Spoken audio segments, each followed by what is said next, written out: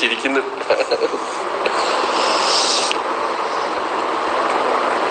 അച്ചാച്ചി ഇരിക്കുന്നു. അത് തന്നെ ജിഷു. അച്ചാച്ചിക്ക് എല്ലാം ഇഷ്ടപ്പെടുന്നു. എല്ലായിടത്തും വന്ന് കമന്റ് ഇടുന്നു. രേവതി അപ്പൊ എല്ലാരും സ്ക്രീനിൽ ഡബിൾ ടാപ്പ് ചെയ്യൂ, ലൈക്ക് ചെയ്യൂ. ചന്ദ്രകളവം ചാർത്തിയുറങ്ങും തീരം, ഇന്ദ്രധനുസിൽ പൂക്കൾ പൊഴിയും തീരം. നിമിഷയെ ഉപേക്ഷിക്കൂ ചേട്ടാ. നിനക്ക് ജീവനോടെ ഇരിക്കണമെന്നുണ്ടോ? ഇവിടെ 4.5 മണിക്കൂർ ഒരു ഒറ്റ ഫ്ലൈറ്റിന്റെ കേസേ ഉള്ളൂ അവിടെ എത്താൻ. പിന്നെ ഒരു 30 മിനിറ്റ്, 4.25 മണിക്കൂറിന്റെ ഗ്യാപ്പ്. അതെ, 4.25 മണിക്കൂറിന്റെ gap June.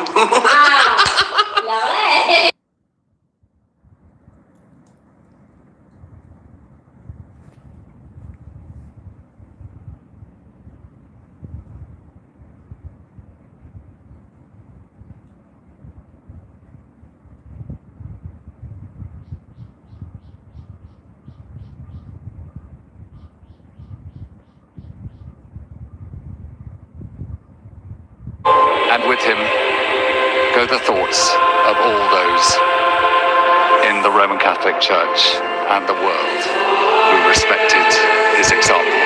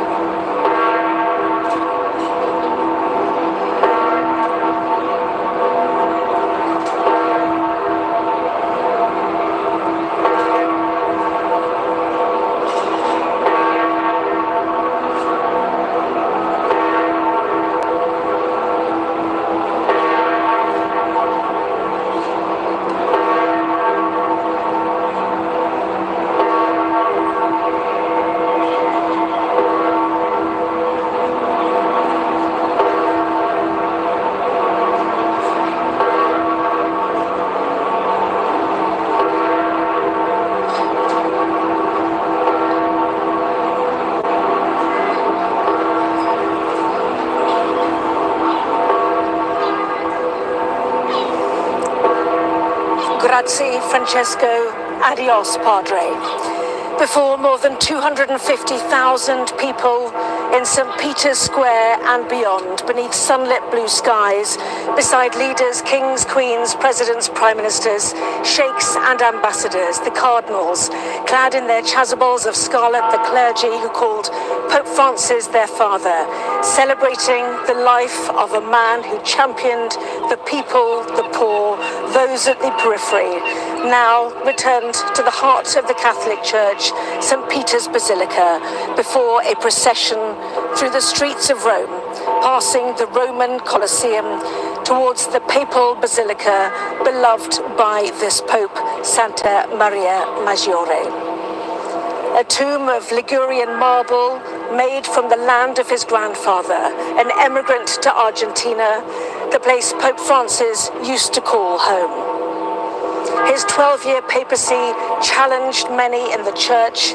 His informality and humor brought a smile to those he met. The issues he raised encouraged the young.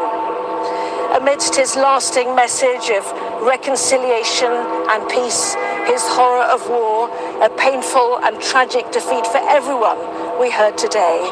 Vatican sources told Sky News of a meeting between Presidents Trump and Zelensky, pictures just released of the two meeting, alongside the French President and the British Prime Minister.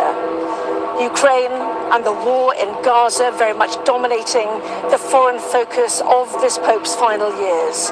We are, he would say, repeated again today, part of the same human family. 9 days of mourning now officially underway. His legacy will be dwelt upon as cardinals reconvene for the conclave, many appointed by Francis who wrestle with the future, the new direction for their church. A church with 2,000 years of history, a funeral in a deeply historic setting, the end of this life on earth for Jorge Bergoglio, Pope Francis, the 266th successor to St. Peter.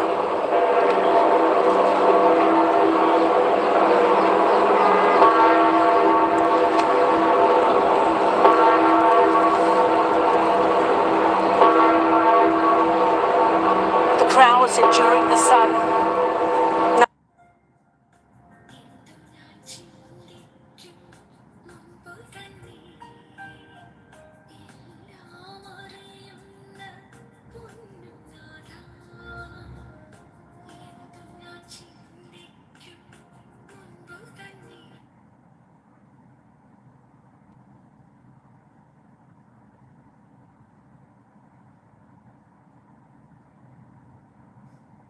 Turning away, moving slowly, a day of reflection for them, an emotional end for many. Pilgrims numbering some 1 million, we're told, across the city of Rome, who come today to celebrate their Pope.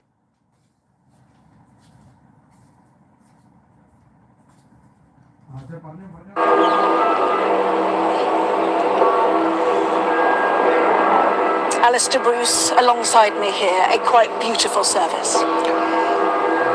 It is perfect to imagine the site and setting of St. Peter's and to see the 266th successor of St. Peter being marked in this way. I feel that there are so many religions in the world, but somehow Christianity with a Pope has provided a worldwide image and person that encompassed the fact that Francis was two people.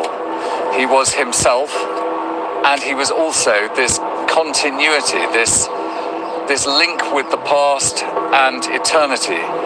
And in his Requiem Mass, that was brought to words and to worship. And for all the people here who are Catholics and around the world, I think it is this continuity of St. Peter, the idea of that succession, and this amazing basilica which encompasses generations of respect for and love towards both the idea of Christ, the concept of God, and the continuity that the papacy always provides.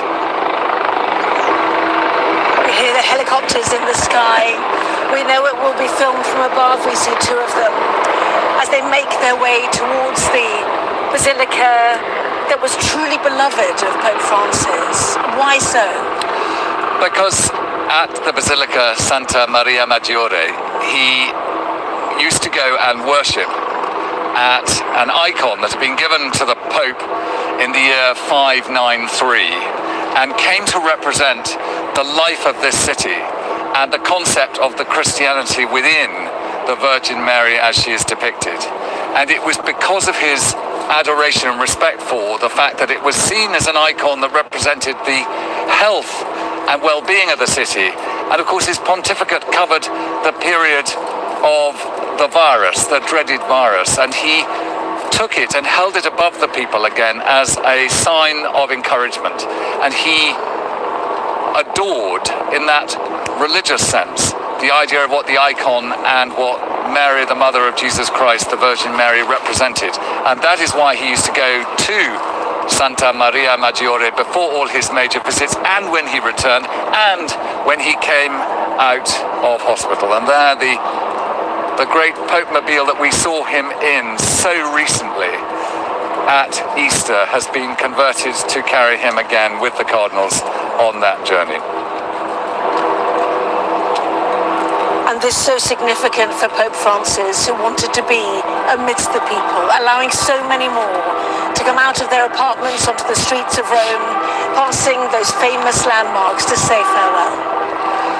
For Pope Francis, you know, he attended so many funerals in poverty-stricken parts of his own early parishes, and as a Jesuit doing his part, that he will not wish splendor again. You know, even in his departing, the idea of a splendor was not an attraction to him, and he fought against it here, and in a way on the back of the Pope Mobile as he does his final journey through the Eternal City. It encompasses a link to those humble funerals all over the world, but particularly in Argentina, from whence he came.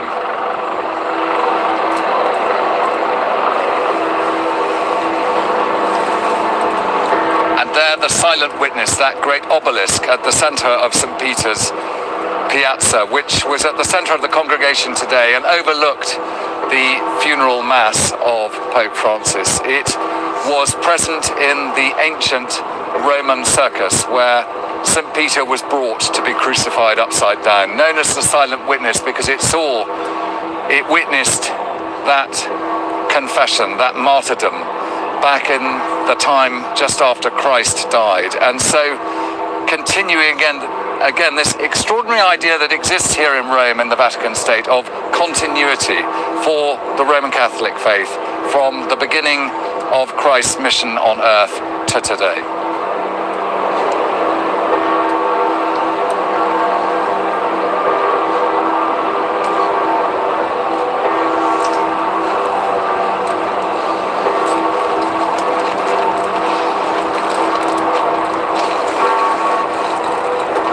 Well, our correspondent Adam Parsons was in Vatican City watching the funeral amidst the crowds who now, Adam, melt away. A day of reflection for them, no doubt. A funeral service in the sun, which proved too hard for some. Yeah, it's been a fascinating experience to be here in St. Peter's Square, to see all the different sides, all the different people who were here, and to see the mirrors between this event and the papacy of Francis. Certainly the crowds are beginning to melt away, and I suppose you can read into that the simple fact that that is how this process will happen, is that Francis, such a dominant figure in the Catholic Church and in global religion, has died, he has been mourned, he has been celebrated, and now we will enter the next phase, where a period of mourning will begin for him, which will lead up to the conclave, where his replacement will be chosen. Bluntly, the 266th Pope is gone, the 267th will be chosen. But this was a celebration, and I think we will talk a lot about the people who you see in floods of tears.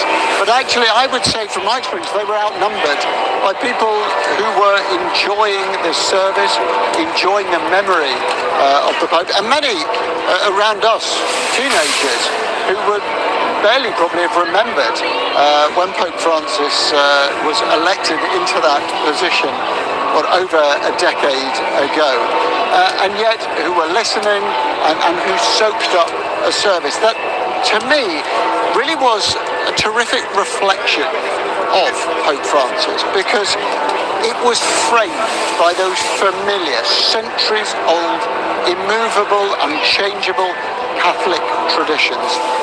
The liturgy, the use of Latin, the homilies, the length, and let's be honest, the elegance, the beauty, the incense.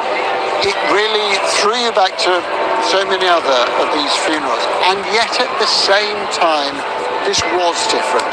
This was peppered with references that were political, that were in many ways representative of the more liberal outlook that Pope Francis brought to the papacy. And notably, when reference was made to this idea of building bridges, not walls, which many saw as a quote from the late Pope as a slight at Donald Trump, when reference was made to his support for peace initiatives, of course, he used to phone a church in Gaza every day, there was applause here, loud, warm applause, led by some of the youngest people in the square. It is clear, I think, to the Catholic Church that whatever their misgivings may be about whether Pope Francis had been liberal enough or was too liberal, in the people who were gathered here in St. Peter's Square, around 50,000 of them, there was support for those liberal initiatives, for his more campaigning position on a small number of issues, and that received the loudest acclaim of the day. It was a very well-mannered crowd, very few mobile phones, no selfies, a lot of people listening, paying attention, soaking up the atmosphere, which became increasingly hot. We saw people who were passing out, needing medical attention. A lot of water was passed around in this crowd. And by the end, a succession of ripples of applause celebrating the life of Pope Francis. But as people now slowly drift away from the Vatican, the square that will be open for general admission just later on today, I think the country will, the Catholic population will turn its attention towards that simple question: who comes next? Adam, thank you very much indeed. So the coffin of Pope Francis being transported in that Pope-mobile, now on the streets of Rome, departing St. Peter's Basilica, departing the Vatican City. And for the first time, we see the people who've decided to come to the pavements, to come to the streets, to see him, to say goodbye, to say thank you. Applause along the streets of Rome as Pope Francis makes his way to his final resting place.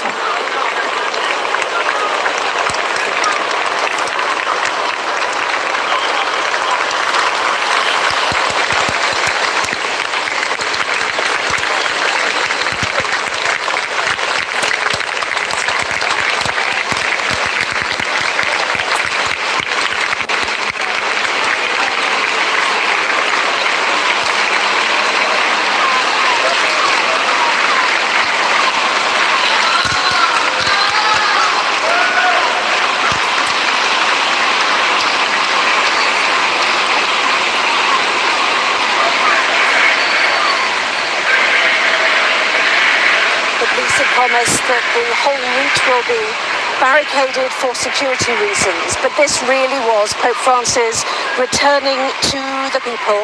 The pictures breaking up there as it goes through the tunnel, as it makes its way towards some of the famous elements of Rome, the helicopter in the sky.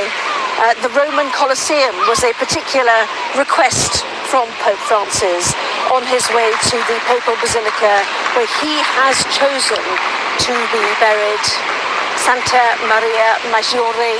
He went there more than 100 times, most specifically before and after his travels.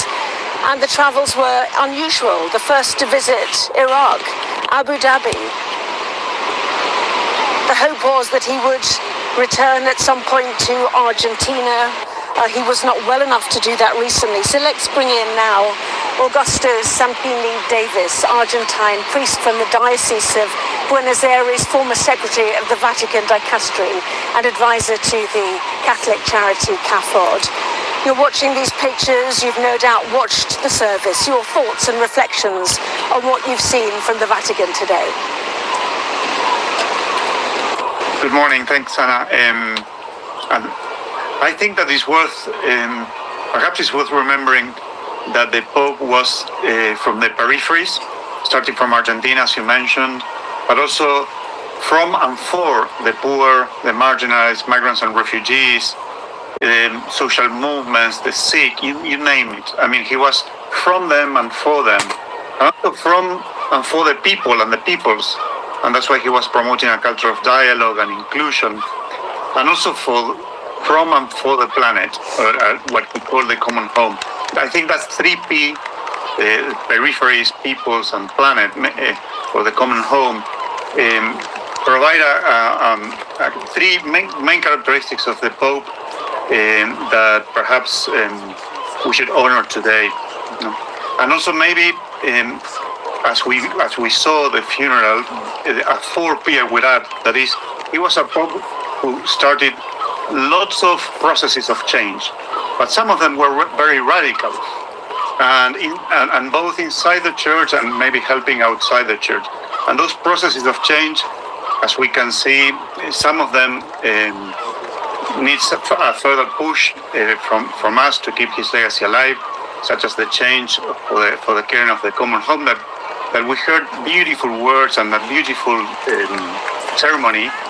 But we are already missing Francis. We lack his radical views and for inclusion and change. So we watch as the Pope's coffin travels across the Tiber River as it makes its way into central Rome. The streets lined by people holding up their cameras, as is the modern way. And maybe while we are watching this, there are some beautiful words he wrote at the end of his encyclical Laudato Si, on the care for our common home. He wrote something about the end of life, and he said something about this, that at the end of our life, we'll find ourselves face to face with the infinite beauty of God, and be able to read with admiration and happiness the mystery of the universe, which with us will share in an ending plenitude. So this beautiful, and he said, eternal life will be a shared experience of awe, in which each creature, resplendently transfigured, will take its rightful place and have something to give to those poor men and women who will have been liberated once and for all. I think these words that he wrote, maybe unintentionally thinking about his death, is a beautiful expression of what we are praying for, that we are praying that Pope Francis now is contemplating this infinite beauty of God, where every creature takes its place, but particularly the poor.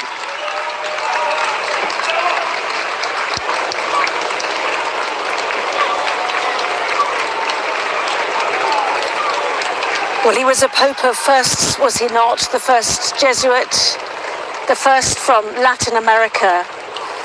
And how important has it been for you in Argentina to have a South American Pope? We know that Central and South America and the US represent, nearly half the world's Catholics. What has it meant to Argentina? Well, to be honest, we have never imagined that there was going to be a Pope from Argentina, from the end of the world, that he said when he introduced himself at the beginning of his pontificate. And it's the Argentine person that represents us all, perhaps beyond the football teams or sports, and we're very proud. Although he was a figure that, because of our political situation, while he was alive, there were mixed feelings with Pope Francis.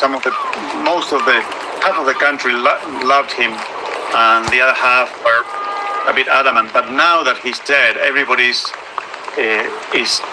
realizing how important the Pope was, not just for Argentina, but also for the world.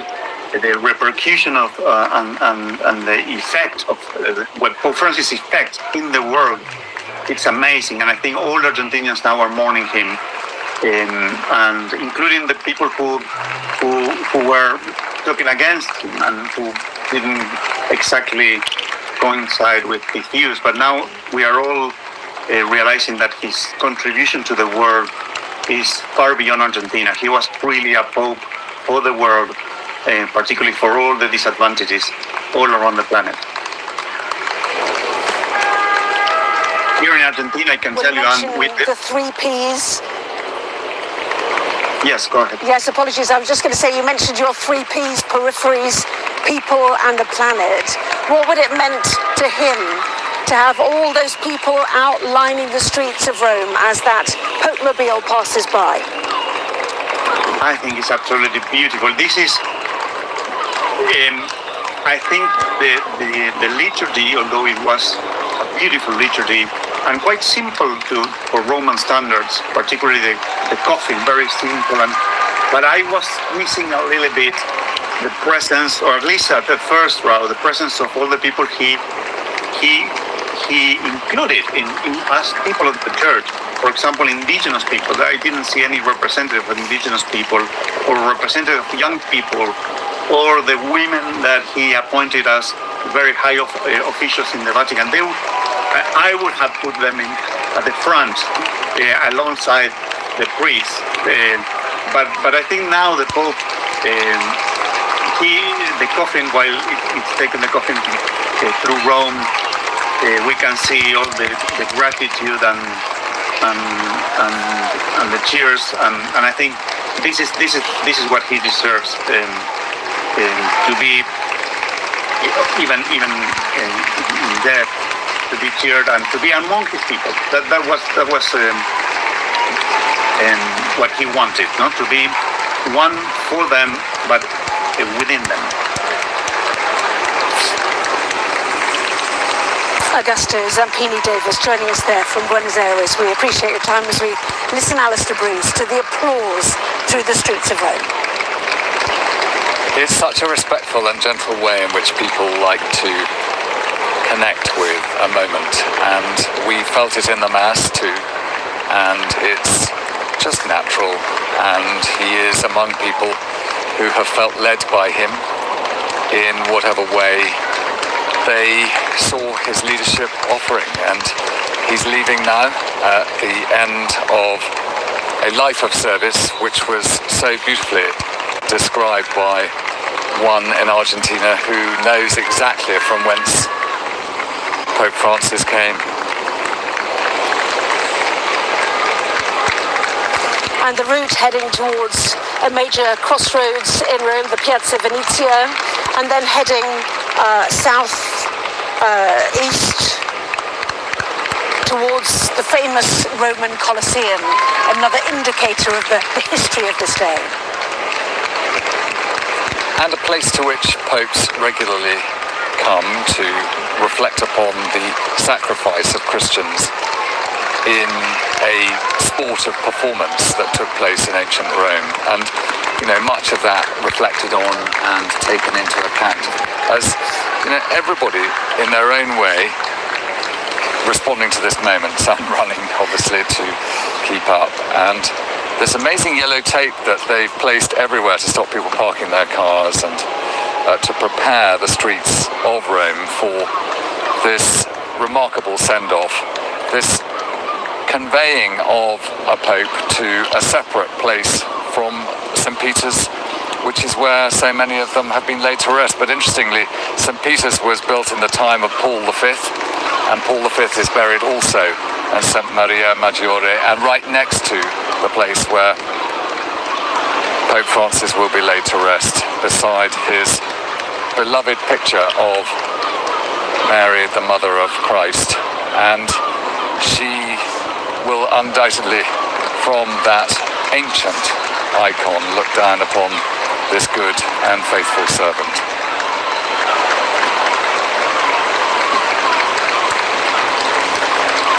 A police officer or soldier deployed every 10 metres on the route, we're hearing from Italy's Interior Ministry. 5 police helicopters patrolling Rome sky. They've taken security extremely seriously, not surprising with the delegates from across the world. That meeting between Donald Trump and President Volodymyr Zelensky of Ukraine taking place inside St. Peter's Basilica quite extraordinarily on the day of the Pope's funeral. A man who really took focus of peace and the war.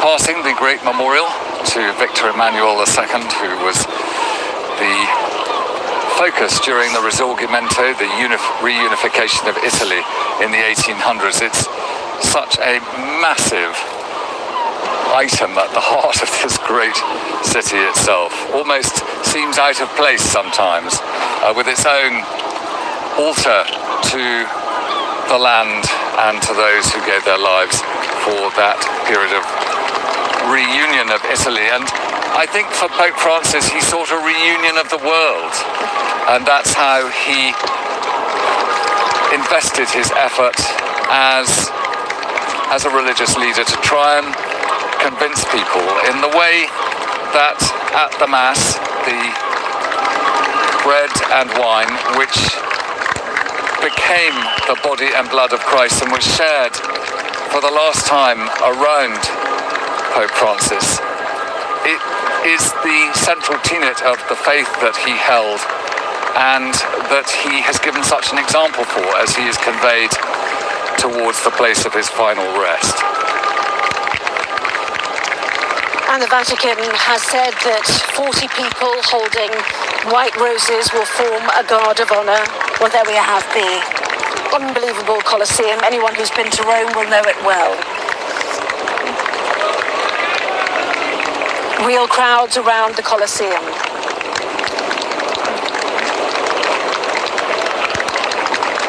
I was speaking to the Archbishop of Westminster about this. Cardinal Vincent Nichols, who suggested it was the martyrs in the Colosseum which would have attracted Pope Francis. The gladiators who fought, the enslaved who fought for the entertainment of the crowd in Roman times.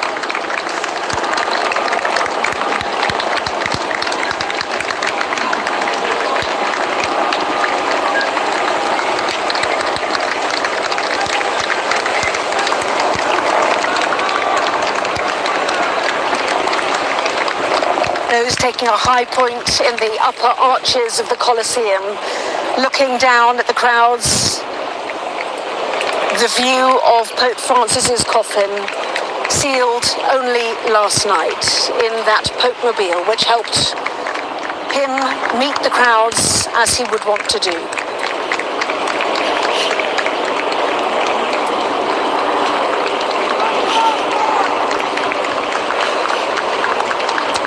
Every city has different parts in which different parts of society live, and the thing about Santa Maria Maggiore is it's right next to the railway station. It's a bit of a tough area of Rome. It's where those who are having a tougher time live, and of course, again, this was where Pope Francis felt best. And he went in the last week of his life during Holy Week to visit the prisoners nearby, and he said to them all, "I wish I could change my place with you."